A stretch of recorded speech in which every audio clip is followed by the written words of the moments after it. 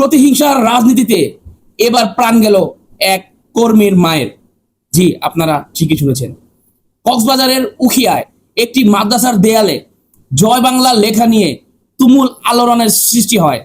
সেইখানকার স্থানীয় বিএনপির কিছু লোকজন ওই বিষয়ে থানায় সাধারণ একটি ডায়েরি করা হয় এবং কিছুদিন পর সেই বিএনপি নেতার একটি পোস্টে হাহা রিয়াক্ট করে ছাত্রলীগের এক কর্মী।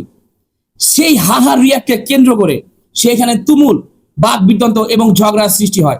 ঝগড়ার এক পর্যায়ে হাতাহাতিতে পরিণত হলেও সেখানে সেই খবর শুনে ওই কর্মীর মা তাকে বাঁচাতে গিয়ে সেইখানে এক পর্যায়ে গণপিটুনিতে মারা যায়।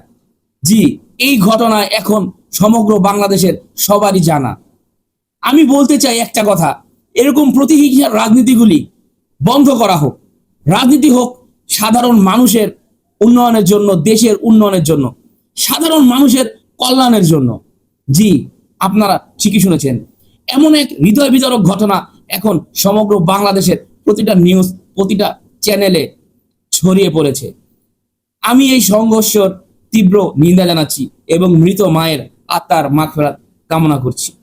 ভিডিওটি সবাই শেয়ার করে দিবেন এবং অপরকেও দেখার সুযোগ করে দিবেন। আল্লাহ হাফেজ।